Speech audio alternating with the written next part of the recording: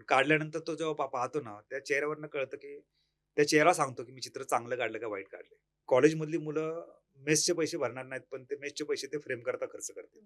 अशी आजची परिस्थिती आहे. जेव्हा ते ऑस्ट्रेलियन क्लायंट माझ्याकडे आले होते, त्यांनी ती चित्र घेतली, तेव्हा मला आश्चर्य वाटलं, की यार आपण हे स्केचिंग करतो कोणीच घेत नाही आत्तापर्यंत. काढतो ना आपण ते ठेवून आपण कपाटात. हे का घेतलंय यांनी? म्हणजे मला त्या चित्रांची मला वाटलं, अरे हे आपण हे स्वस्तात तर नाही विकलं, असं मला पण नंतर प्रश्न विचारला. मी त्यांना म्हटलं, "तुम्ही कशाकरता घेतली चित्र ही?" तर ते म्हटले, की "आम्ही फोटो फार पाहिलेत" म्हणे. "पण चित्रकाराच्या नजरेतनं भारत काय आहे? म्हणून आम्ही ते चित्र घेतली." जहांगीर आर्टमध्ये प्रदर्शन करणं हे खूप स्टेटस मानलं जातं. हां, पण तुम्ही त्यात जर तुमचं एक्स्ट्रा ऑर्डिनरी स्किल असेल, तुम्ही ते कमवलं समजा, तर नक्कीच तुम्ही एखाद्या आय-टीमध्ये ज्या माणसाला पगार मिळतो त्याच्यापेक्षा जास्त पैसे तुम्हाला मिळू शकतात. आहेत ना, आत्ता सुद्धा तुम्ही यूपीमध्ये वगैरे तुम्ही काशी, वाराणसीला गेला ना, तर काही फॉरेनचे चित्रकार 5-5 वर्ष घर सोडून येऊन चित्र काढतात. कॅनडाला तर प्रत्येक घरात एक ओरिजिनल चित्र लावा असा कायदाच आहे. बघताना जो फील येतो तो तर बाहेर येत नाही. त्यामुळे त्या किमतीवर परिणाम होतो. तर जे का बाहेर 1,500 ला चित्र मिळत असेल, ते चित्र आतमध्ये 1.5 लाखाला मिळतं. कसं असतं लोकांना वाटतं माझ्या घरावर काहीतरी जे कळत नाही ते खूप श्रेष्ठ असं आजकालचा समज झालेला आहे. मला त्या चित्रातनं काही कळायला नाही पाहिजे. मी माझ्या घरात येऊन लोकांना विचारलं, "हे काय?" असं विचारल्यानंतर मला असं भारी वाटतं. अरे, अरे कळलं नाही चित्र म्हणजे माझं चित्र भारी. रंग घ्यायची ऐपत नव्हती. म्हणजे कलर महाग असायचे. म्हणजे हे मी स्वारगेट स्टँडला काढलेलं चित्र आहे. पण असं वाटतं की कोणाला तरी मी थांबवलेलं आणि मी तिला सांगितले, "थांब जरा मी काढतो तुझं चित्र." असं नाहीये. तर मी एका महाराजांचं चित्र काढलं होतं. तर मी आता अमाउंट सांगत नाही. ऑन कॅमेरा नको. हां, तर ते मी जे सांगितले ना, तो तो हसायला हसायला लागला म्हणजे त्याला प्रश्नचिन्ह म्हणजे पडलं. तो म्हटला, "बरोबर आहे." तर मी पहिल्यांदा घाबरलो. म्हटलं, "आपण जास्त सांगितले काय?" त्यांनी मला त्या अमाउंटचे तिप्पट पैसे दिले तेव्हा. काय त्याला फ्रेम नाही, काही नाही, काही नाही बरं का त्याला. चारकोल मधली. हा कागद फक्त. तर मी म्हटलं, "अरे हे कसं काय घेतलं?" मी त्या मित्राला विचारलं. तर मित्राने त्यांना विचारलं. तर म्हटलं त्यांना इन फोटोग्राफीची इंडियन फोटोग्राफीमधनं कळते. म्हणजे आम्ही पाहिलेली आहे.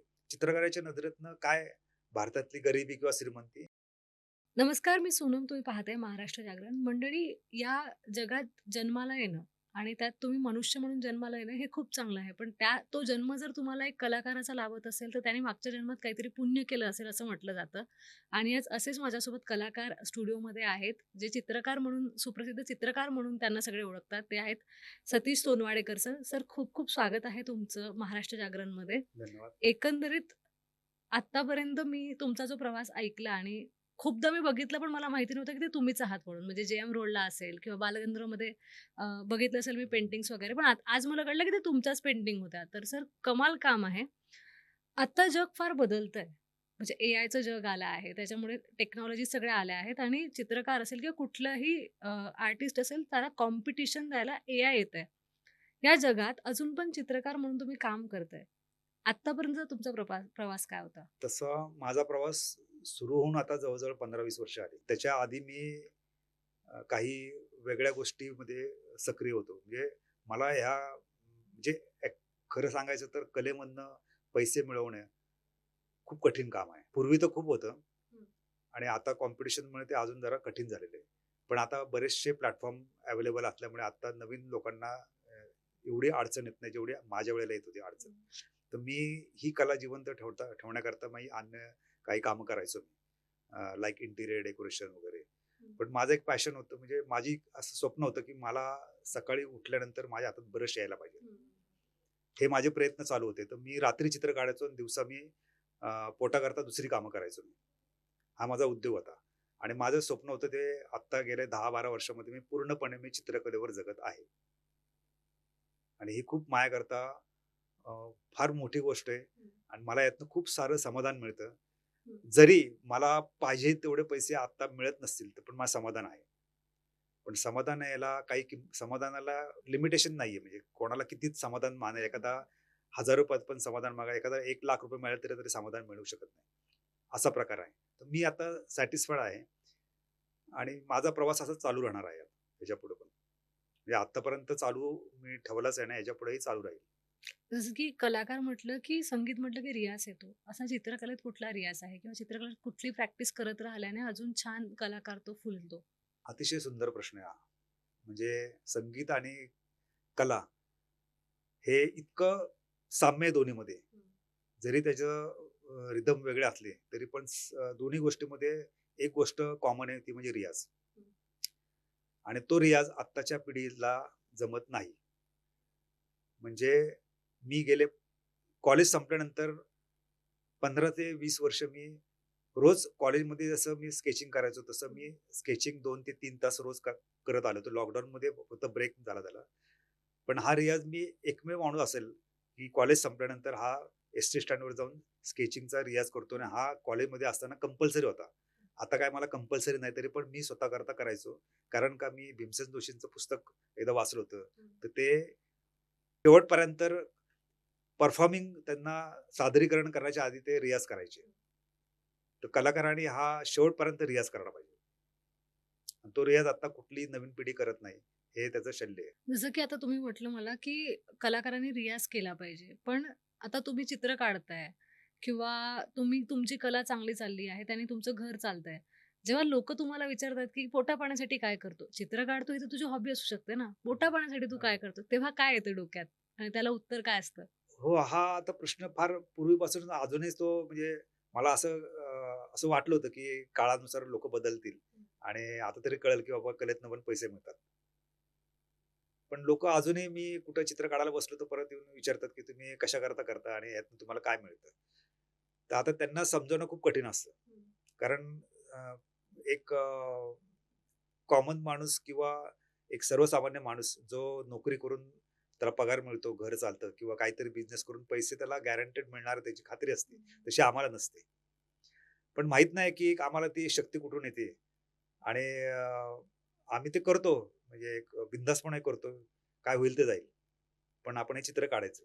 म्हणजे आज कॉलेजमधली मुलं मेसचे पैसे भरणार नाहीत, पण ते मेसचे पैसे ते फ्रेम करता खर्च करतील.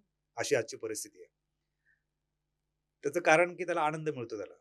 तो त्याकरता पोटाला चिमटा काढतो. म्हणजे आता अशी परिस्थिती आहे की फ्रेमवाले पण चित्रकारांपेक्षा श्रीमंत आलेत. मग याला आता अ, परिस्थितीच कारणीभूत आहे त्याची आत्ताची आहे ती. आणि ती परिस्थिती बदलण्याची क्षमता त्या जोपर्यंत येत नाही, तोपर्यंत तो झगडत राहतो. एक कलाकार म्हणून चित्राकडे पाहण्याचा दृष्टिकोन वेगळा असतो आणि जेव्हा बाहेर मार्केटमध्ये आपण ते एक्झिबिशनमध्ये ठेवतो त्याच्याकडे व्ह्युअर्सचा एक दृष्टिकोन वेगळा असतो. आतापर्यंत तुमचा अनुभव कसा आहे? किमती कशा ठरतात कलेच्या? नाही, पहिली गोष्ट म्हणजे चित्रकलेला कुठल्याही चित्राला एम-आर-पी नाहीये. म्हणजे तुम्ही चित्रकार हा त्याच्या चित्राची किंमत स्वतः ठरवू शकतो.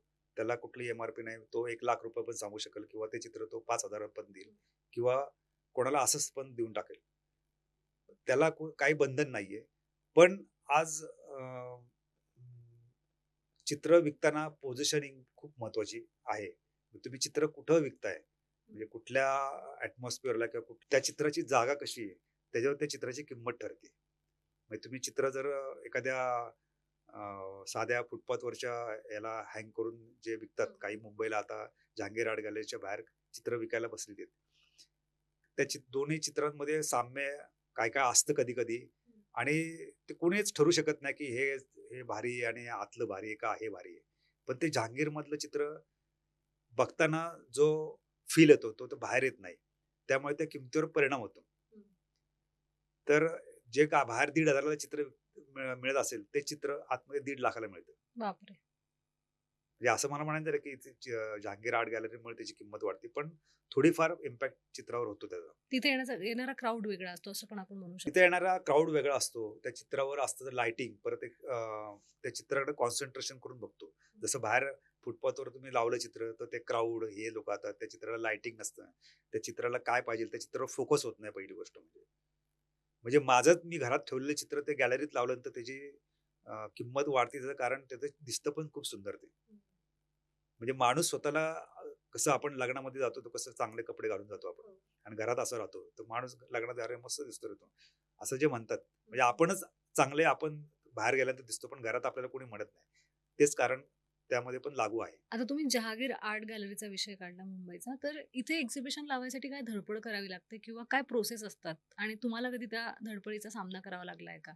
पहिली गोष्ट म्हणजे मी आत्तापर्यंत जहांगीर आर्ट गॅलरीला कधी प्रयत्नच केला नाही प्रदर्शन करण्याचा.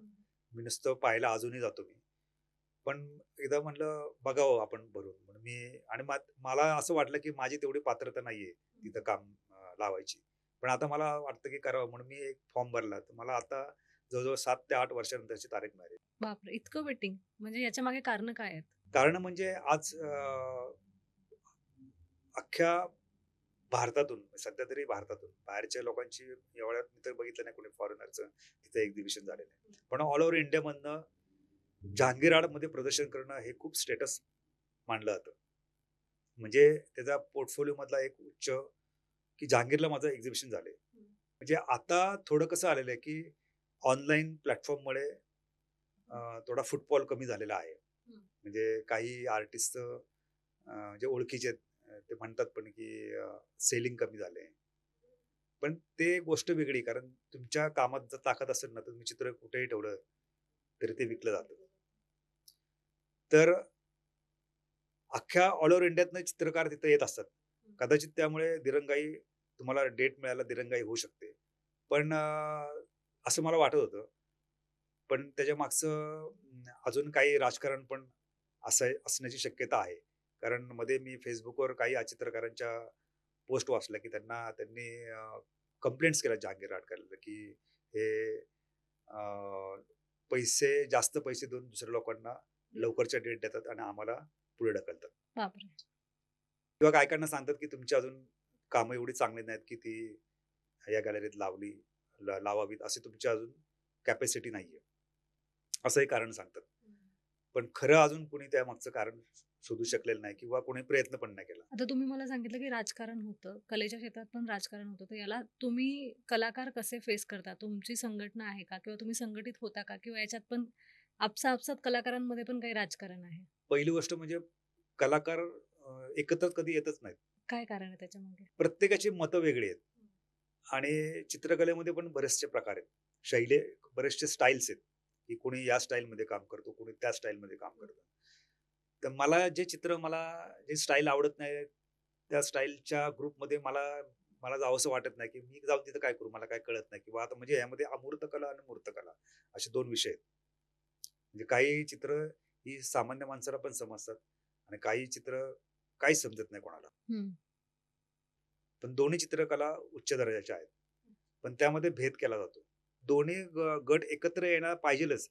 पण दोन्ही जे गट आहेत, त्यातले जे सेपरेट म्हणजे जो अमूर्त कला किंवा मूर्त कला मधला मूर्त कलामधले जे संघटित त्यात पण संघटन होत नाही त्यांच्यात पण. आणि अमूर्त कलेमध्ये ते जे काम करतात त्यांचं पण संघटन होत नाही. नाही, नाही. एकत्रच येत नाहीत कुणी आर्टिस्ट. हे पुण्यातली तर ही परिस्थिती आहे. मुंबईची थोडी वेगळी असू शकते. पण ही गरज आहे आता, की कलाकाराला आज लॉकडाऊनमध्ये सगळ्यांना मदत मिळाली. कलाकाराला काय मदत मिळाली? काहीच म्हणजे कारण असोसिएशनच नाहीये. म्हणजे एकत्र असा आवाज उठवायला, मोर्चा काढायला किंवा काहीतरी सरकारला टक्कर देण्याकरता तुमच्याकडे क्वांटिटीच नाहीये तुमच्याकडे. एक माणूस किती लढणार? आणि बरेचसे प्रयत्न लॉकडाऊनमध्ये झाले, पण ते सक्सेस झाले नाही. म्हणजे एकत्र करण्याकरता सोशल मीडियावर आव्हानं केली, काय केली, तरी बरेच लोकं पुढे आले नाहीत. काय वाटतं तुम्हाला जर कलाकार सर्व एकत्र आले तर काय बदल घडू शकतात तुमच्या क्षेत्रात? एकत्र आले, पण ते कसं एकत्र येणार हा मोठा प्रश्न आहे. म्हणजे त्यामध्ये गव्हर्नमेंट आता काहीच सपोर्टिंग चित्रकारांकरता असं कुठली जसं आता रिक्षा संघटना आहे किंवा त्याकरता एखादा लीडर असतो, की तो सांगतो, लढतो, संप करतो. तसं चित्रकारांमध्ये कोण नाही लीडर. माझं पोट भरलं, मी माझ्यापुरता, मला बाकीच्या लोकांचं काही घेणं नाही.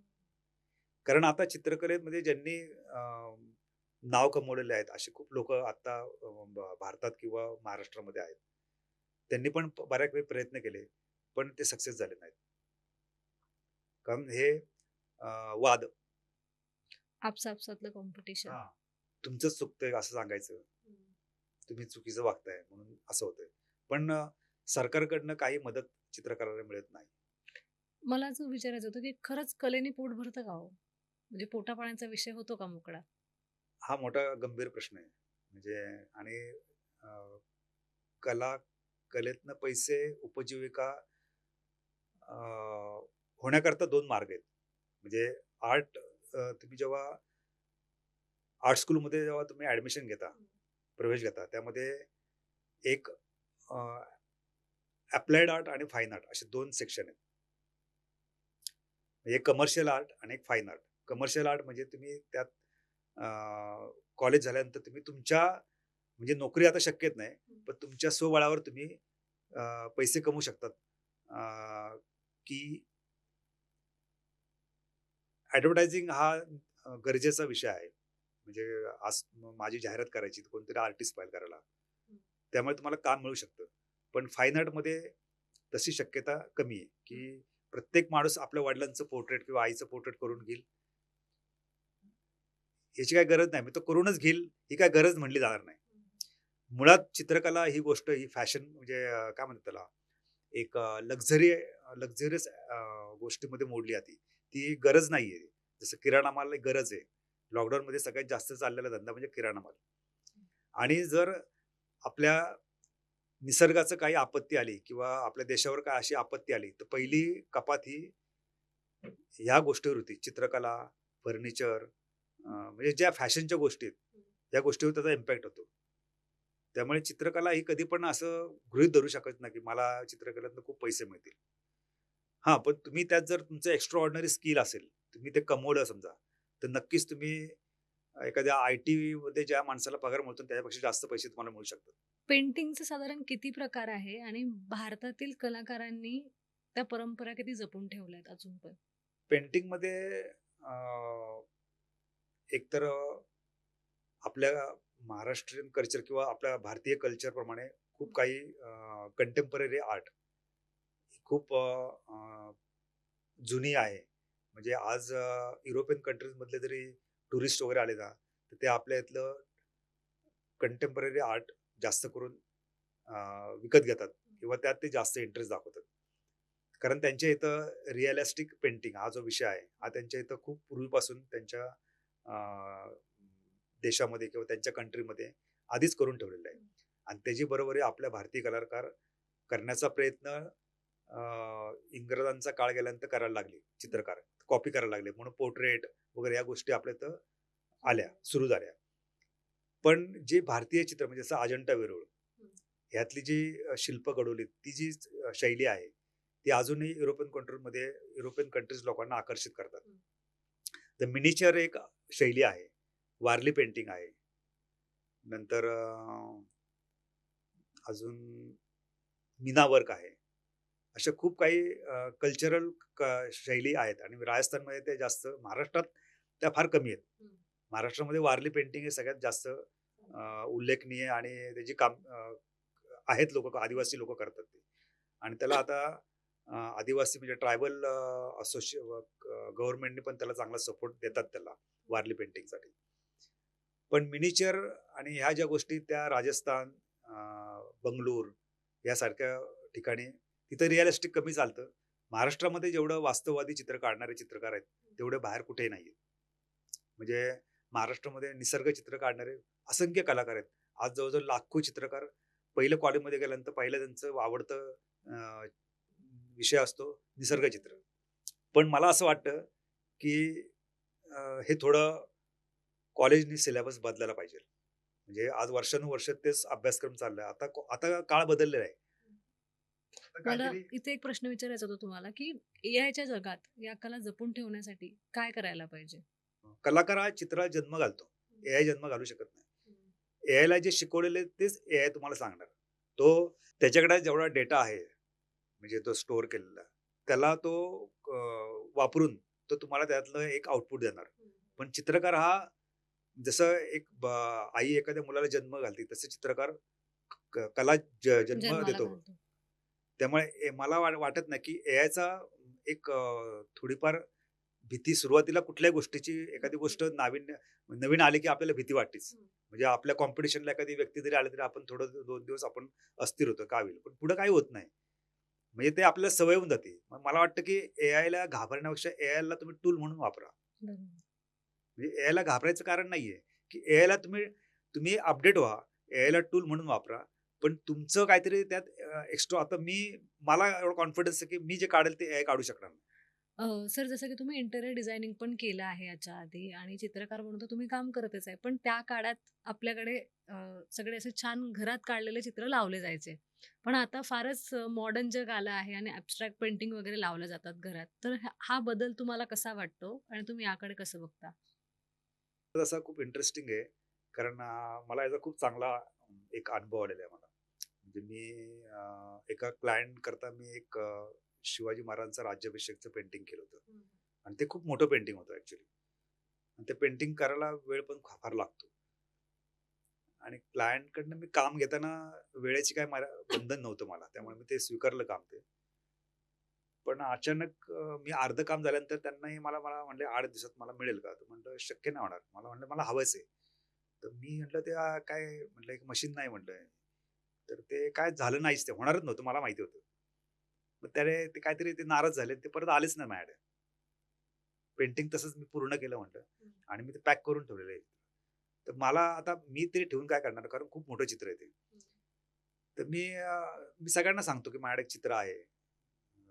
कोणाला पाहायचं असेल तर घ्या. आर्किटेक्ट्स लोकं वगैरे आहेत. म्हणजे काही लोकांनी नवीन फ्लॅट घेतला, की इंटिरियर म्हणजे मोठ्या-मोठ्या फ्लॅटमध्ये कारण ते चित्र लावण्याकरता कमीत कमी 20 फुटाचा तरी हॉल पाहिजे. कारण असंच चित्र सेम टू सेम मी अ, महाराष्ट्राचे मुख्यमंत्री अशोक चव्हाण जे होते, त्यांच्या घरी ते चित्र आहे. पहिलं केलेलं मी. त्यांच्या घरी ते हॉलमध्ये लावलेलं आहे. तर ते बघूनच मला दुसऱ्या माणसाने ते करायला सांगितलं होतं. पण आज असं परिस्थिती की इंटेरियर डेकोरर्स वगैरे किंवा आर्किटेक्ट्स लोकांना अशी चित्र लावू नका म्हणतात. ते घराचं एस्थेटिक. फर्निचरचं हां, एस्थेटिकली सगळं चुकीचं वाटेल ते. आपलं एवढं मॉड केलेलं आहे. तर तुम्ही इथं ॲब्स्ट्रॅक्ट पेंटिंग आहे. याचा काय फरक पडतोय कलाकारांच्या जीवनावर? पडतो ना बराच, की जी गोष्ट मला करायला 20 तास किंवा 2 महिने, 3 महिने लागतात. ॲब्स्ट्रॅक्ट आर्ट ही पण तेवढीच म्हणजे मी त्याला दुय्यम समजत नाही. पण ती करण्याचा जी पद्धत आहे, म्हणजे मला काय म्हणायचंय, की राज्याभिषेक मी करतो म्हणजे मला ॲब्स्ट्रॅक्ट येत नाही. हा जो समज आहे, हा चुकीचा समज आहे. तर एखादी गोष्ट तुम्ही वारंवार करून तुम्हाला जेव्हा विरक्ती येते आणि त्या विरक्तीतनं जे घडतं ना, ते दॅट इज ॲब्स्ट्रॅक्ट. म्हणजे मला खूप कंटाळा आला. आता पिकासो आर्टिस्ट यांनी इतकी रिअलिस्टिक कामं केलेली आहेत. म्हणजे तंतोतंत तुम्ही दिसाल तसे पेंटिंग केलेली आहे. पण त्याला त्यातनं कंटाळा आला. मग त्यांनी ते त्रिकोण, चौकोन, क्युबिकल वगैरे हे करून पण त्याची हिस्ट्री ज्यांना माहिती आहे त्यांना माहिती आहे. ह्यांनी मुद्दामून नाही केलेलं. पण आता काय झालेलं आहे, की आता विद्यार्थी काय करतात, मला माणूस काढता येत नाही. मला आहे तसं काढता येत नाही. तर मग असं काय वेडं-वाकडं काढायचं. ते लोकांना पण कळत नाही, त्यालाही कळत नाही. पण लोकांना कसं असतं, लोकांना वाटतं माझ्या घरावर काहीतरी जे कळत नाही ते खूप श्रेष्ठ असं आजकालचा समज झालेला आहे. मला त्या चित्रातनं काही कळायला नाही पाहिजे.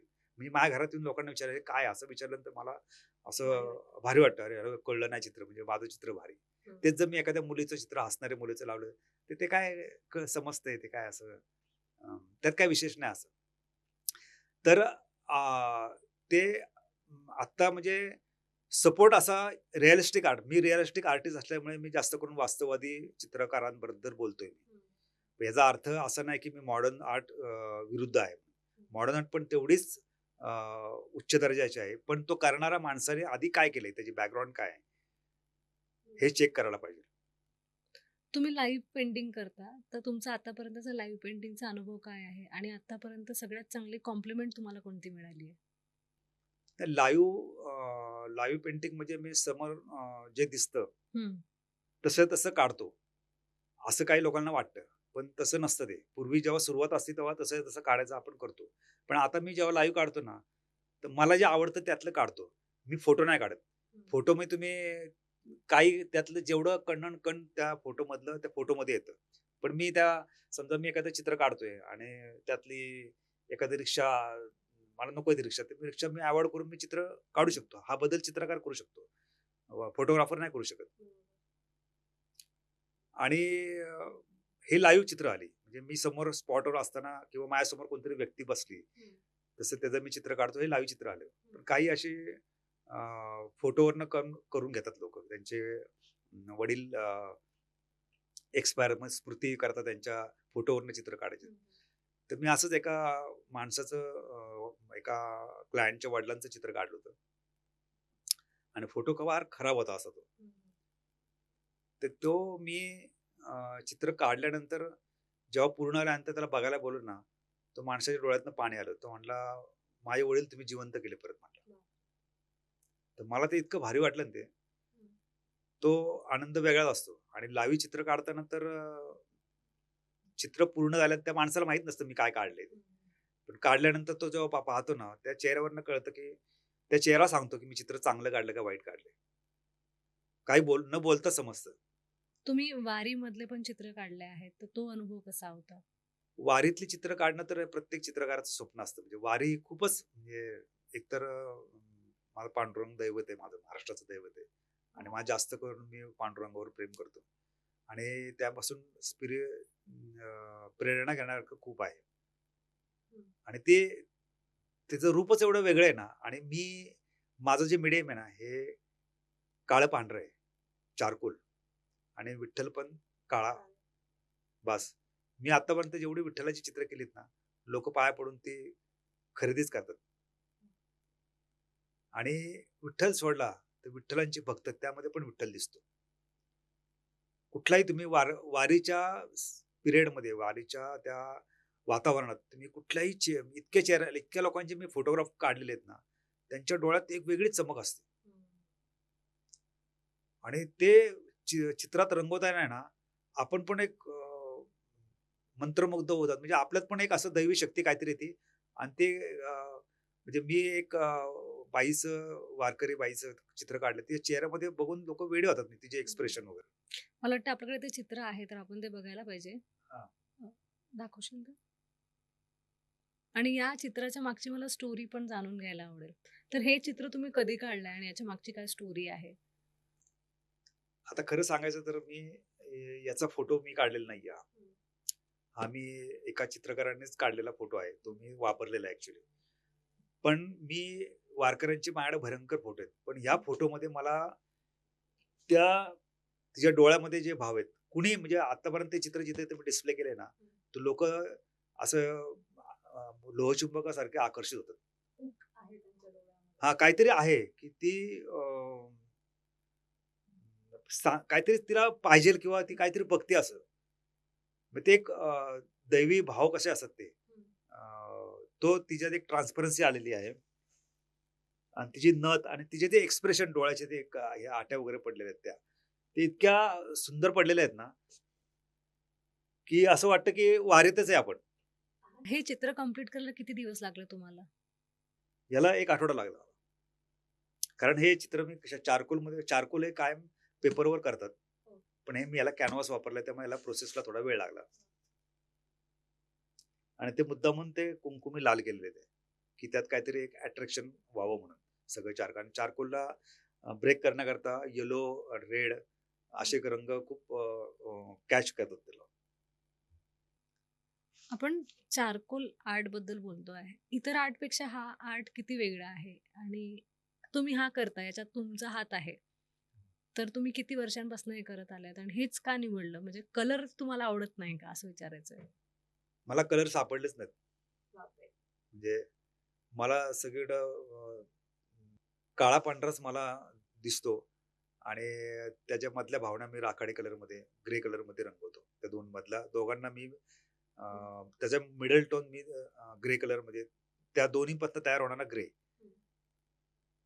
तर खरं म्हणजे मला खरं सांगायचं तर मी हे का निवडलं माध्यम?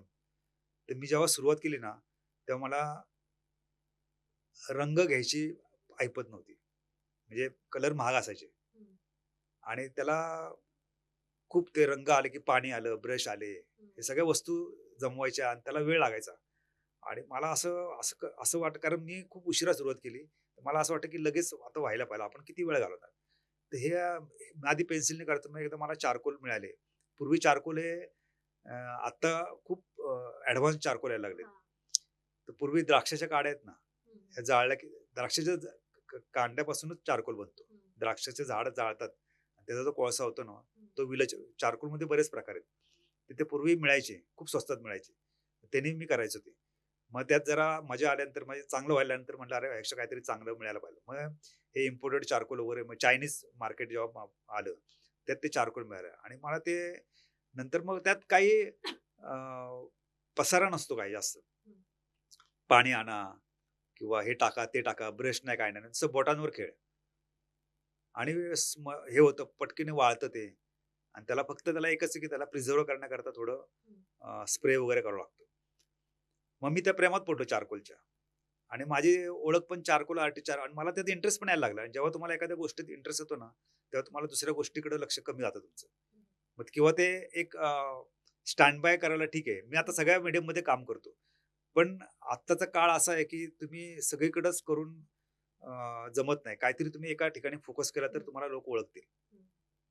म्हणजे मी हे पण करतोय, ते पण करतोय, ते पण करतोय. कशात काही मास्टरी नाही. पण आता मला समाधान आहे, की माझी सगळी कामे मी सोशल मीडियावर टाकतो. पण माझी ओळख, मला अवॉर्ड किंवा माझी चित्र विकली जातात. मी चारकोलवरच पैसे कमवलेले. म्हणजे मला कॉलेजमध्ये डेमॉन्स्ट्रेशनला बोलवतात, तेव्हा पण चारकोलमध्ये डेमॉन्स्ट्रेशन करा असं म्हणतात. कारण आज जर एकाच गोष्टीत तुम्ही जर 20-25 वर्ष काम करत असाल, तर तुमच्या हातातनं आता जे काही होईल ना, ते सोनंच होणार. आता कुठल्याही कलाकाराला कला ही पॅशन असतं त्याचं. पॅशन सोबत सातत्य आणि पेशन्स लेव्हल किती लागतं आणि ते कुठून आणावं? सतत अभ्यास हा करायलाच पाहिजे. हं, आणि तुम्ही जर सतत अभ्यास करत राहिला ना, तर तुम्हाला तुमचं नशीबच आहे ना, तुम्हाला ते सगळं घरात आणून देणार तुमच्या. हं. पण तुम्ही तेवढा त्याच्यावर विश्वास ठेवला पाहिजे, श्रद्धा ठेवली पाहिजे, की मला आज ना उद्या यात यश मिळणार. पण तुम्ही तेवढं पेशन्स तुमच्याकडे पाहिजे. म्हणजे त्याकरता तुम्हाला स्ट्रगल हा आहेच आहे. आज कुठलीही गोष्ट तुम्हाला विदाऊट स्ट्रगल मिळत नाही. कुठलंही क्षेत्र असू दे. पण असं झालेलं आहे, की चित्रकलेला दुय्यम स्थान आजही दिलं जातं घरामध्ये सुद्धा. म्हणजे आपल्या सुरुवात घरापासूनच होती. म्हणजे आज तुमच्या घरात जर समजा 2 भाऊ-भाऊ आहेत समजा. एक भाऊ आय-टी मध्ये आणि एक कला शिक्षण घेतोय कला. तर आय-टी वाल्याला काय काम सांगणार नाहीत. कारण तो लॅपटॉप घेऊन बसलेला आहे. त्याला हे दिसतं तर हां. मग तुम्ही काय "जा रे भाजी घेऊन ये. तू चित्रच काढतोय ना? जा भाजी घेऊन ये." पण तो पण काहीतरी चित्र काढतोय. तो पण काहीतरी सीरियस आहे. पण त्याची गॅरंटी नाही म्हणून त्याला असं वागणूक दिली जाते. हे चुकीचं आहे. तुमच्यासोबत असं कधी काही घडलंय का? आणि कलाकाराचं पहिलं प्रेम हे नेहमी त्याची कला असते. आता तुमचा छान संसार आहे, तर मॅडमची किती साथ लाभली आहे तुम्हाला या सगळ्या ह्याच्यात? मी खरं सांगू का, की 50% कॉन्ट्रिब्युशन तिचं आहे. कारण काय आहे, की तुम्ही फॅमिलीला वेळच देऊ शकत नाही. देऊ शकत नाही म्हणण्यापेक्षा, की असं पण म्हणतात ना, की मी घरात आता चित्र काढतोय म्हणजे मी काहीतरी करतोय म्हणजे चित्रच काढताय ना, मग तुम्ही हे आणा ना, ते आणा ना. म्हणजे असं ऐकावं लागतं आपल्याला. पण मी त्यांना आणि सांगणाऱ्या माणसाला मी असं करूच नाही, "नाही, नाही, मी जाणार नाही" किंवा असं. तर हे चुकीचं म्हणता येणार नाही. पण ती पण कधी पण काय करते, की आम्ही रविवार असून सुद्धा कुठेतरी वर्कशॉप असतात, हे असतात. म्हणजे फिरायला जाणं हा प्रकारच नसतो. आणि फिरायला गेला तरी आम्ही एखादं स्केचबुक घेणार, एक अर्ध्याचा स्केच करणार. मग तिला म्हणणार, की "तू थांब" म्हणून इकडे-तिकडे. म्हणजे हा प्रकार चित्रकाराच्या बाबतीत होतोच. एक वेळ अशी आली होती, म्हणजे माझे एक मित्र आहेत. ते काही लोकं असे बोलतात ना, की तुम्हाला त्याच्यावर विचार करावा लागतो. म्हणजे त्यांच्याकडे काहीतरी अशी पॉवर असते, ते तुम्हाला हिप्नोटाईज करतात. तर तो काय करायचा, त्याला सरकारी नोकरी होती. चित्रकाराची हां, पण सरकारी नोकरी होती. त्याला नशिबाने मिळाली पाटबंधारे खात्यामध्ये. त्यामुळे त्याला त्याचा पगार चालू होता. तो मला एकदा म्हणला, "घरी येऊन तू हे काय करतो?" म्हणे. "तू किती तास काम करतो, किती हे करतो. तुला किती पैसे मिळतात?" म्हणजे आपण पण म्हणत त्यात. आपण बायकोबरोबर कधी जातो का? मी तरी जातो का? आपण रविवारी दिवस बाहेर असतो. असं त्याने म्हणला. मी सगळी चित्र बांधणार आहे आणि नदीत सोडणार आहे" म्हटलं मी. "आणि हे बंद करणार. पगार मिळतोय तर ते करणार. आणि तू पण असं काहीतरी कर." माझ्या डोक्यात रात्रभर झोप नव्हती, की मला पण वाटलं की सगळं बंद खरंच आणि त्याने विचार करण्यासारखं होतं बरं का मला. पण मला ते दुसऱ्या दिवशी उठल्यानंतर नाही पटलं ते मला. म्हटलं दुसऱ्याच्या सांगण्यावरून मी चित्रकला सोडणार नाही म्हटलं. माझी चित्रकला चालूच राहील आणि मला पण त्या बाबतीत आपली अं, जेव्हा एखादा आपल्याला सन्मान मिळतो किंवा एखादं मोठं डील होतं, तेव्हा पण बायकोला असं वाटतं ना, अरे मग तिला पण एक म्हणजे माझ्याबरोबरच तिला पण मान मिळतो ना, एक चित्रकाराची बायको. म्हणजे आज मी कुठेही ग्रुपमध्ये गेलो ना, तर मला एक वेगळी ट्रीटमेंट असते. कुठेही गेलो तरी. म्हणजे मी आज एखाद्या काही इव्हेंटला जातो ना, तर आम्ही काय असं आमच्या कपाळावर लिहिलेलं नाही, हा चित्रकार आहे म्हणून. तर जाताना अशी वागणूक म्हणजे हां, आला. हे बसा इकडे-तिकडे. पण जेव्हा मी एखादं चित्र काढतो ना, त्यानंतर माझ्याशी बोलण्याचा लोकांचा ॲटिट्यूड वेगळा असतो. असं खूप वेळा झालेलं आहे. आता वागणुकीचा प्रश्न निकाल म्हणून विचारते, की भारतात आणि परदेशात कलाकारांचा काय दर्जा आहे आणि काय फरक तुम्हाला जाणवतो? युरोपियन कंट्रीजचं संस्कृतीच वेगळी आहे आणि भारतीय संस्कृती खूप वेगळी आहे. त्याच्याबद्दल आपण फरक नाही म्हणता येणार. संस्कृतीचा फरक आहे. म्हणजे इथं मी फॅमिली सांभाळून मला चित्र बघावं लागतं. मी रात्रभर बाहेर राहू शकत नाही कुठं किंवा गेलो की गेलोच तिकडं, आलोच नाही. तुम्ही काय तुमचं करायचं ते करून घ्या, असं मी म्हणू शकत नाही. आपल्या संस्कृतीत ते नाहीये. ते तसं नाहीये. तिथं एकदा गेला घरातनं, आला 2 वर्षांनी. तरी घरात घेत आहेत ना, आत्ता सुद्धा तुम्ही यूपीमध्ये वगैरे तुम्ही काशी, वाराणसीला गेला ना, तर काही फॉरेनचे चित्रकार 5-5 वर्ष घर सोडून येऊन चित्र काढतात ते. एकटे राहतात, एकटे करतात, सोशल मीडियावर टाकतात, पैसे मिळतात भरपूर. त्यांचे ते लोकं सपोर्ट पण करतात. तर त्यांना त्यांची बायको वगैरे कोण सोडलेलं आहे बायकोला. तसं आपण नाही करू शकत. मग हा फरक आहे. आपल्याला हे सगळं सांभाळावं लागतं. दुसरी गोष्ट, जशी आपल्या इथं चौका-चौकात चहाची दुकानं आहेत, टपऱ्या आहेत, तसं इथं स्टुडिओ आहेत आणि तिथं चित्रकलेला खूप सन्मान दिला जातो. जसं इथं डॉक्टरला दिला जातो, तसं इथं चित्रकाराला सन्मान दिला जातो. तिथं चित्र ओरिजिनल चित्र लावण्याची पद्धत घराघरात आहे. कॅनडाला तर प्रत्येक घरात एक ओरिजिनल चित्र लावा असा कायदाच आहे. माझे एक मित्र आहेत, म्हणजे ते सीनियर आहेत खूप. ते कधीच कॅनडाला स्थायिक झालेले आहेत. आणि त्यांनी तुकारामांवर काम केलेलं आहे. तुकाराम हा विषय घेऊन केले, त्याला खूप पी-एच-डी केली आणि तिथं खूप नाव कमवलं आणि ते प्रसिद्ध पण आहेत. तेव्हा ते एकदा आले होते त्यावेळेला. तेव्हा आम्ही कॉलेजला होतो. तेव्हा त्यांनी सांगितलेला किस्सा, की तिथं प्रत्येक घरात अशी प्रथा आहे, की ओरिजिनल चित्रच लावायचं. ते भले किती अ, लहान असू दे, काय असू दे. पण ते त्यामुळे काय होतं, की चित्रकारांना रोजगार मिळतो. तर ही त्यावेळची गोष्ट आहे. आत्ता सुद्धा ती तिथे चालू आहे. पण आपल्या इथं खूप अ, वाईट परिस्थिती आहे चित्रकारांची. कोणी आज काल आमचं एक जेम रोडला एक्झिबिशन झालं, स्ट्रीट आर्ट झालं. कोणी प्रशासनाला काही घेणं नाही. उद्घाटनाला पण जे लोकं येणार होते, ते नाही आले. त्यांनी दुसऱ्या माणसाला असिस्टंटला पाठवून दिलं. हे कायम होतं. नुसतं नावावर लिहायचं, की हे येणार आहेत, ते येणार आहेत. कोणी येत नाही. 1-1 तास थांबतात उद्घाटनाकरता. तेच जर एखाद्या पुलाचं उद्घाटन असेल किंवा कशाचं, तर वेळेच्या आधी हजर होणार. मग हे का होतं? कारण तुम्ही कलेला स्थानच नाहीये. म्हणजे आज काही मुलांना प्रश्न विचारतो मी, मला काही लोकं फुलं अ, मी एका म्युझियममध्ये पुण्यामध्ये प्रतिष्ठित म्युझियम आहे प्रायव्हेट. तर मी लाईव्ह पोर्ट्रेट शनिवार-रविवार करतो. त्याचं कारण असं, की मला खूप लोकांचं असं खूप लोकांच्या भावना कळण्याचा इंटरेस्ट असतो मला. म्हणजे माझ्यासमोर एखादा माणूस 15 मिनिटं बसतो, ही खूप मोठी गोष्ट आहे आजच्या काळामध्ये. आज 1 मिनिटं सुद्धा माणूस बसू शकत नाही मोबाईलशिवाय. तर विथआऊट मोबाईल लहान मुलं सुद्धा माझ्यासमोर बसतात 15 मिनिटं. घरातले आश्चर्य करतात, की हे पोरगं आमच्या घरात बसत नाही, तुमच्यासमोर कसं काय बसलं? ते कशामुळे होतं माहीत नाही मला. त्यामागे काहीतरी एक स्पिरिच्युअल पॉवर आहे. म्हणजे मी तुम्हाला खोटं बोलत नाही. मी जेव्हा स्वारगेट स्टँडला चित्र काढतो ना, तर ती व्यक्ती माझ्याकरता कुठेही त्याला माहीत पण नसतं मी त्याचं चित्र काढतोय म्हणून. तुम्हाला एक उदाहरणार्थ दाखवतो तुम्हाला. आता ही हार्डली 2 मिनिटं उभी असेल ही बाई. काहीतरी वाचत होती. आता ही बाई असं वाटतं की थांबवलेली आहे मी तिला. म्हणजे हे मी स्वारगेट स्टँडला काढलेलं चित्र आहे. पण असं वाटतं की कोणाला तरी मी थांबवलेलं आणि मी तिला सांगितले, "थांब जरा मी काढतो तुझं चित्र." असं नाहीये. पण माझं म्हणजे पूर्वी व्हायचं असं, मी काढायला घ्यायचो आणि ते हालायचं. पण नंतर मग अ, असं व्हायला लागलं ना, की माझं चित्र झाल्याशिवाय ते उठायचंच नाही चित्र. म्हणजे ते व्यक्ती हालायचीच नाही. तर मला माझ्याबरोबर स्टुडंट यायचे ना, माझ्याबरोबर काम करायला सुरुवात करायला, "सर मी तुमच्याबरोबर येतो." ते म्हणतात, "सर आम्ही काढायला घेतलं की ती व्यक्ती उठून जाते. तुम्ही काढता तेव्हा कशी काय तुम्ही सांगून ठेवता का?" म्हटलं, "नाही सांगत" म्हणतात.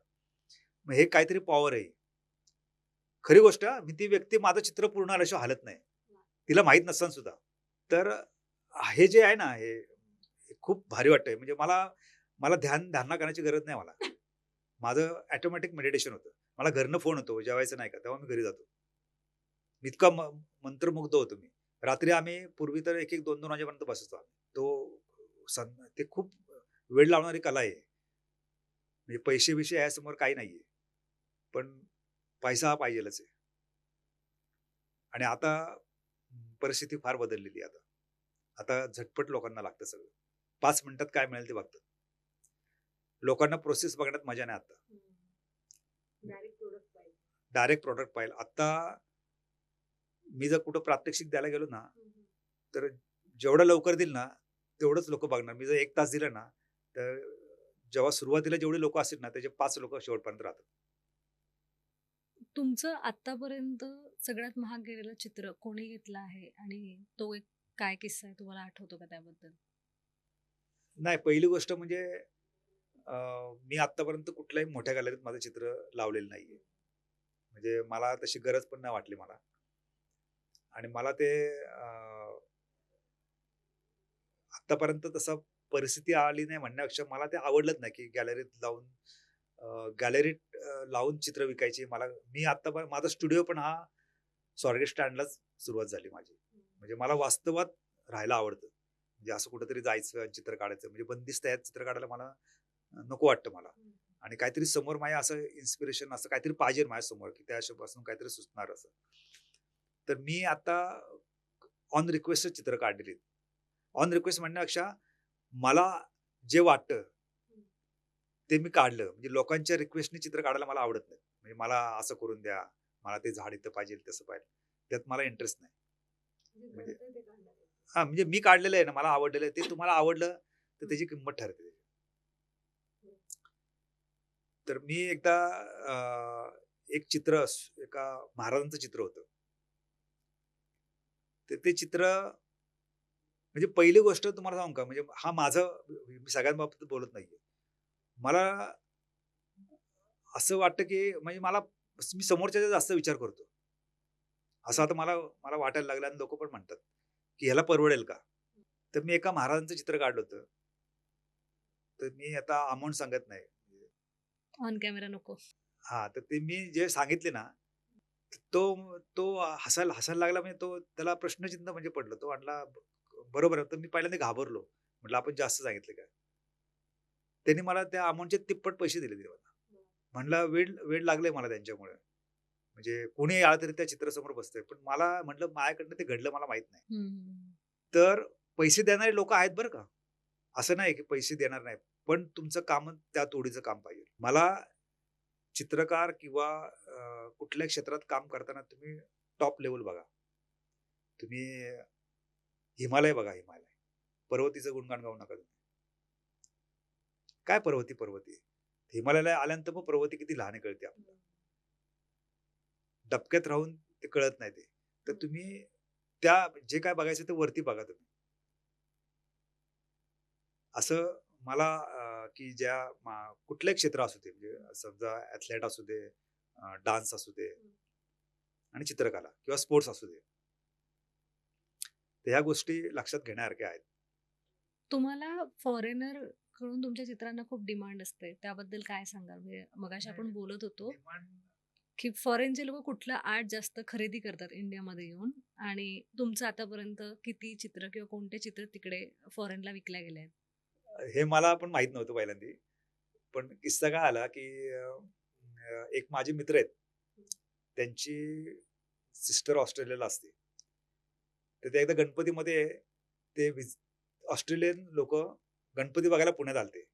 तर आता पुण्यात आल्यानंतर इथनं काहीतरी घेऊन जाऊ आपण. त्यांना पेंटिंग चित्र पाहावी.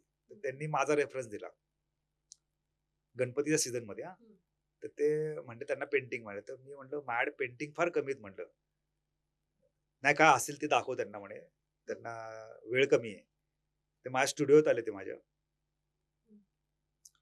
आणि मी पेंटिंग दाखवली. तर त्यांना ते म्हणले ओके ओके अजून काय आहेत का वगैरे. तर मग मी म्हटलं अजून माझ्याकडे स्केचेस आहेत म्हटलं, जी मी स्वारगेटला काढलेली स्केचेस. ती अशी खूप होती खूप. मी सगळी टाकली अशीच जेवढी, सगळी नाही टाकली, जेवढी माझ्या आता रिसेंट केली ती सगळी टाकली त्यांच्यासमोर. ते वेळेच झाले बघून ते. आणि म्हणलं नाही दिस इज व्हेरी गुड म्हणले, हे खूप सुंदर आहे म्हणे. तर त्यांनी त्यातली काहीतरी 15 चित्र निवडली. काही त्याला फ्रेम नाही, काही नाही, काही नाही बरं का त्याला. चारकोल मधली. हा कागद फक्त. तर मी म्हटलं अरे हे कसं काय घेतलं? मी त्या मित्राला विचारलं. तर मित्राने त्यांना विचारलं. तर म्हटलं त्यांना इंडियन फोटोग्राफी मधनं कळते म्हणजे आम्ही पाहिलेली आहे. चित्रकाराच्या नजरेतनं काय भारतातली गरिबी किंवा श्रीमंती ही त्यांनी बघितली त्यात. म्हणजे त्यात आणि ती चित्र पण अशी होती ना, की एक भिकारी बाई त्या मुलाला अशी घेऊन झोपलेली. ही सगळी रात्री काढलेली स्केचिंग होती ना. हां, की असा माणूस बसला असा दारू पिऊन असं हे सगळं त्यांनी ते त्यातलं घेतलं असं. अरे म्हटलं भारी आयडिया आहे म्हटलं. म्हणजे ह्या लोकांनाही आवडतं. म्हणजे आमच्या तर घरातल्याने तर कोणी बघायचे आणि त्यांना काय समजायचंच नाही. आणि बाहेरचे पण कोणी आलं तर ते म्हणायचे स्केचिंग आहे ना, ठीक आहे असं. त्याला मला पण कधी असं वाटतं, पण मला कधी-कधी आपल्याला आपण काय आहेत हे समजत नाही आपल्या स्वतःला आपल्याला. हे नक्की आहे. तुम्ही म्हणजे म्हणतात ना, की हा माणूस डाउन टू अर्थ पण त्याला समजत नाही आपली किंमत किती आहे. आपली किंमत आपण नाही ठरवू शकत. पण त्या चित्र विकत गेल्यानंतर मला कळायला लागलं, की अरे आपण काहीतरी करतोय ते बरोबर. आपण चांगल्या ट्रॅकवर आहोत आपण. फक्त आपला मार्ग म्हणजे आपण चुकीच्या लोकांना भेटतो आपण. हिरे की परख हमेशा जोहरी को होती है. हां, म्हणजे आपण चुकीच्या लोकांमध्ये म्हणजे मी माझे चित्र मंडईत घेऊन बसलो तर कोण नाही, किंमत त्याला भाजीपाल्याचीच मिळणार आहे. त्यामुळे ह्या गोष्टी पण खूप आर्टला सपोर्ट करायला म्हणजे मॅटर करतात, की तुम्ही काय तुमच्या आजूबाजू सर्कल काय आहे? तुमचं नेटवर्किंग किती आहे? तुम्ही कुठं काम करता? तुम्ही कोणाशी बोलता? तुम्ही किती अवेलेबल आहात? तुम्ही किती ह्या सगळ्या गोष्टी रूल्स हे जर फॉलो केले, तर एक उत्तम चित्रकार चांगले पैसे कमवू शकतो.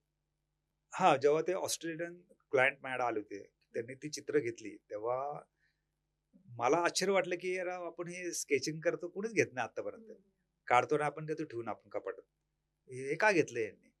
म्हणजे मला त्या चित्रांची मला वाटलं अरे हे आपण हे स्वस्तात तर नाही ना विकलं असं मला पण नंतर प्रश्न विचारला. मी त्यांना म्हटलं, "तुम्ही कशाकरता घेतली चित्र ही?" तर ते म्हटले, की "आम्ही फोटो फार पाहिलेत" म्हणे. "पण चित्रकाराच्या नजरेतनं भारत काय आहे? म्हणून आम्ही ते चित्र घेतली." आणि याच्यापुढे तुम्ही जर फॉलोअप ठेवला तर आम्ही अजून खरेदी करू आम्ही. मग त्याला पण नंतर काय तो विषय कारण ते एकदा गेले नंतर काय आमचं त्यावेळेला काय एवढं ॲडव्हान्स नव्हतं. पुढं काय असं त्यांना फॉलोअप करणं मला जमलं नाही किंवा तो मित्र पण मग त्याच्या गावी निघून गेला. ती लिंक तिथंच तुटली. पण नंतर पण मी बंगलोरला पण एकदा गेलो होतो. तेव्हा पण माझी स्केचेस फॉरेनर लोकांनीच घेतली. म्हणजे लोकांना मी तो जो ऑस्ट्रेलियन माणसाने ते मला कानावर अजून दिसतंय, की बाबा मी चित्रकाराच्या नजरेतनं भारत बघतोय. ही खूप मोठी गोष्ट आहे. जगातली बेस्ट कॉम्प्लिमेंट आहे. आणि मी तुम्हाला आधीच सांगितलेलं आहे ना, की कॅमेरा हा आहे तेच टिपतो तो, कॅप्चर करतो. चित्रकार त्यात बदल करतो हा. मला काय आवडलं, मला तुमच्यात काय आवडलं ते मी काढणार. म्हणजे मी जेव्हा चित्र काढतो ना, तेव्हा कॅमेरा आणि माझ्या चित्रात खूप फरक असतो. पण तुम्ही तिची व्यक्ती आहेत कळतं. हे कसं काय मला माहीत नाही. काही लोकं म्हणतात ना, आम्ही एवढे सुंदर नाही म्हणत, कसं काय काढलं. जसं तुम्ही आता सांगितलं, की तेव्हा कनेक्ट झाला, डिस्कनेक्ट होऊन गेल्यानंतर. आता सोशल मीडियाचं जग आहे. सोशल मीडियामध्ये तुम्ही परदेशात का असो ना, जगाच्या पाठीवर कुठे पण तुमची कला पोहोचवू शकता. तर तुम्ही सोशल मीडियाचा किती वापर करता या तुमच्या क्षेत्रामध्ये? खरं सांगायचं तर मी मान्य करतो, की मी याबद्दल कमी पडतो. म्हणजे माझ्या कामातनं मला सोशल मीडिया हँडल करायला जमत नाही मला. आणि मला असं वाटतं, की त्याचा अतिरेक खूप व्हायला लागला. पूर्वी मी रोज चित्र काढलं, की रोज टाकायचो मी. पण त्याचे दुष्परिणाम पण झालेले आहेत, की काही चित्र कॉपी व्हायला लागली. म्हणजे लोक परस्पर तुमचं चित्र सेव्ह करून म्हणजे हे करून त्यात थोडंसं क्रिएशन करून ते वापरतात आणि त्याला कुठलाही कायदा नाहीये, बंधन नाही. आणि कॉपीराईट करून किती करणार तुम्ही? कॉपीराईटचे खर्च कोण करणार? एक तर चित्र विकत जात नाहीत त्यामुळे चित्रकाराचे. तो परत कॉपीराईट करून ते चित्र ठेवणार कुठं? ह्या गोष्टी सगळ्या आल्यात ना. मग आता हे चाललंय तर हे चालतच राहिलेलं आहे आतापर्यंत. याला कोणी विरोध करत नाही, काही नाही. आणि मला असं वाटतं, की आज जो ट्रेंड आहे, की काम कमी आणि पब्लिसिटी जास्त. आम्ही काम भरपूर आहे, पण पब्लिसिटी कमी. म्हणून मागे पडलोय. आज काही नसताना काही लोकं असे रील्स आणि असं काही ट्रिकनी ते कॅमेऱ्याने असे शूटिंग करतात ना, की बघणारा नवीन माणूस तो अट्रॅक्ट व्हायलाच पाहिजे तुमच्याकडे. त्यात मी कमी पडतो. म्हणजे अ, करायला पाहिजे हे मला पण वाटतंय. बघूया आता त्यावर विचार चालू आहे माझा. तुम्ही आत्तापर्यंत मला सांगितलं, की तुम्ही 10 मिनिटात चित्र काढता. तर त्याचा एक आपण लाईव्ह डेमो पण घेणार आहोत आपल्या पॉडकास्टमध्ये. तर आत्तापर्यंत तुम्ही सगळ्यात चांगलं चित्र तुम्हाला कुठलं वाटतं, की कुठलं चित्र तुम्ही आत्तापर्यंत सगळ्यात छान काढलं असेल 10 मिनिटात? आपल्याकडे आहेत भरपूर चित्र. ते तुम्हाला फारच आवडलं असेल तुमचं काम. नाही, नाही. ही चित्र मी आता ही कॅन्डिड चित्र आहेत. म्हणजे हे लोकांना माहिती नाहीये. ही जी ही जी मी स्केचेस केलेली आहेत. म्हणजे ही बाई बसलेली आहे अशी एसटीची वाट बघत बसलेली बाई आहे. तिची सायकल पण न्यायची होती एसटी ती नवऱ्याने आणून ठेवलेली आहे. हे मुलगा ह्याच्यावर टॉप लाईट पडलेला असं. आणि हे माझी सगळी चित्रावर आहे ना असं लाईट वरतून पडलेलं आहे. त्याचं कारण असं आहे की मी रात्री स्केचिंग करायचो आणि स्वारगेट स्टँडला वरतून लाईट आहे. ते एक माझी ती एक पद्धतच झाली. माझ्या बऱ्याचशा मी ह्याच्यावर मी काही ह्याचा रेफरन्स घेऊन काही मी मोठी चित्र तयार केलेली आहेत. त्या चित्रात पण असंच असतं. माझं ब्लॅक बॅकग्राऊंड असतं आणि त्याच्यावर व्यक्तीच्या चेहऱ्यावर नाकाखाली शॅडो, गळ्याखाली शॅडो, डोळ्याखाली शॅडो ही ह्या वरतून लाईट पडणाऱ्या लाईटमुळे येते. ही माझी आता एक खासियत झालेली आहे. तर ही चित्र वेगळी आहेत आणि मी जे 15 मिनिटात समोरच्या 10 मिनिटात 15 मिनिटात जे मी पोर्ट्रेट करतो ते, ही गोष्ट समोर व्यक्ती ती बसते माझ्यासमोर आणि त्याचं फक्त मी एक 10 मिनिटात पूर्ण डिटेलिंग नसतं त्यात. एक कॅरेक्टर येतं, की त्याला व्यक्तीला वाटतं, की माझं चित्र आहे. कारण एवढ्या 15 मिनिटात 10 मिनिटात शक्य नसतं चित्र काढणं. आता आपण त्याचा एक डेमो घेणारच आहोत. पण त्याच्या आधी मला तुम्हाला विचारायचं होतं, की तुमचे काही चित्र मी एलिमेंटरी इंटरमिडिएटच्या पुस्तकात पण बघितलंय. त्याबद्दल काय सांगाल? आणि ते चित्र आहेत का आपल्याकडे आता? नाही, आता नाही. ती चित्र काय ते पुस्तकाचं नाव पण माहीत नाही. पण ते एलिमेंटरी, इंटरमिडिएट या विषयात पुस्तकांना गाईड करायला जी गाईड लागतात, त्या गाईडमध्ये आहेत ती चित्र. ब्लॅक एंड व्हाईटच आहेत. ती पण मी स्वारगेटवरच काढलेली चित्र आहेत. त्यामध्ये अ, प्रवासाला निघणारी बाई, नंतर फळं विकणारा माणूस, असं ते ही सगळी मी लाईव्ह काढलेली चित्र. तर ती आहेत, ती वापरलेत.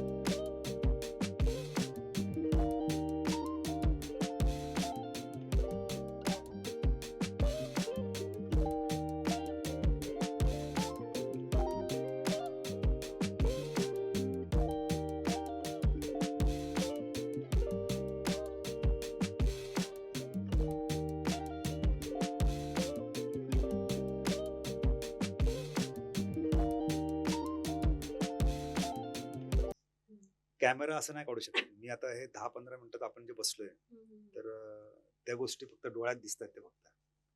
हे कॅमेरा नाही काढू शकणार ही गोष्ट. आता काही इथे लिमिटेशन लाइटिंगचे वगैरे आहेत आणि काही टूल्सचा हे झाल्यामुळे.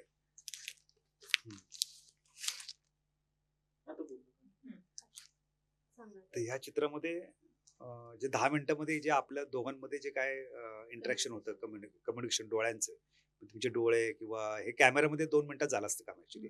पण ह्याच्यामध्ये जी मजा आहे म्हणजे की हे फील करणं खूप म्हणजे चित्र एक्झॅक्ट तुमचं चित्र 19-20 होऊ शकतं या चित्रकाराकडनं, कारण ते काय मशीन नाहीये.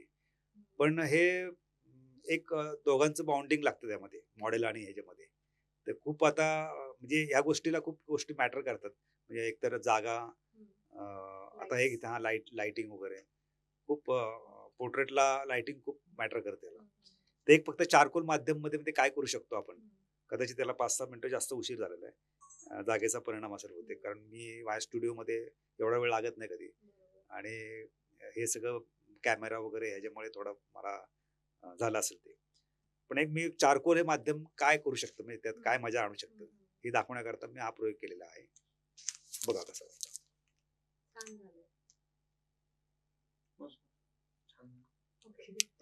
छान झालंय. आणि तुम्ही जे मगाशी मला बोलले की ब्लॅक अँड व्हाईट मध्ये जी मजा आहे ती मला आता त्याच्यात अनुभवता येते की ब्लॅक अँड व्हाईट आणि काळा रंग हा रंगांना मागे टाकू शकतो. हा ते हा तुम्ही सांगितलं ते कमाल झालं. मला म्हणजे तुमचं खरं म्हणजे 15-10 मिनिटात चित्र हे मी फक्त डोळे, नाक, केस काळे करायचे एवढंच चित्र होतं. पण मी लोकांना थोडं 3 डायमेन्शन म्हणजे हे जे आहे ना, हे एक पोर्ट्रेट करायला कमीत कमी 50 मिनिट्स लागतात. तसं बघितलं तर 50 ते 55 मिनिटं, 1 तास लागतो म्हणजे डिटेलिंगमध्ये करायचं असेल तर. थोडा मध्ये ब्रेक मॉडेलला द्यावा लागतो 5 मिनिटं, 5-1 मिनिटं. पण हे आता जेव्हा पब्लिकमध्ये जेव्हा आपण करतो तर लोकांना वेळ नसतो तेवढा. म्हणजे मी जेव्हा कमिशन म्हणून करतो, म्हणजे ते लोकांकडनं पैसे घेतो, त्यावेळेला त्या लोकांना थांबायला वेळ नसतो आणि मला पण तेवढी पटपट घाई करावी लागते. मग तेवढ्या वेळात जेवढं करता येईल तेवढं आपण करतो. खरं पोर्ट्रेट करायचं असेल तर 50 मिनिटं तर आवश्यक असेल. सर एक शेवटचा प्रश्न विचारते. आतापर्यंत आपण या क्षेत्राबद्दल भरभरून बोललोय. आता जी नवीन पिढी या क्षेत्राकडे येत आहे त्यांना काय सल्ला द्याल? आणि करिअरच्या दृष्टिकोनातून काय ते करू शकतात या क्षेत्रात? नवीन पिढीला हा कायमच प्रश्न आहे. म्हणजे आत्ताच्या नवीन पिढीला प्रश्न त्यांच्यापेक्षा त्यांच्या पालकांना खूप मोठा प्रश्न असतो की ऍडमिशन घातले, मुलगा आर्ट स्कूलला जातो, पण पुढे काय 5 वर्षांनी, किंवा आता तर 5चे 4 केले जातात. 1 वर्ष गव्हर्नमेंटने कमी केलं आता. म्हणजे आता खूप विचित्र केलेले आता. म्हणजे पूर्वी फाउंडेशन हा प्रकार होता. फाउंडेशन झाल्यानंतर मग तुम्ही चूज करायचं तुम्हाला काय करायचं. पण आता ते फाउंडेशन त्यांनी गॅप केले. तुम्ही डायरेक्ट चित्तप्रवेश घ्यायचा, तिथं यायचं. म्हणजे जी उजळणी होती ती आता होतच नाही. म्हणजे असं कटिंग आता होत चाललेलं आहे. पण आता मला असं वाटतं की कॉलेज हे फक्त शिस्त लागण्याकरता आहे.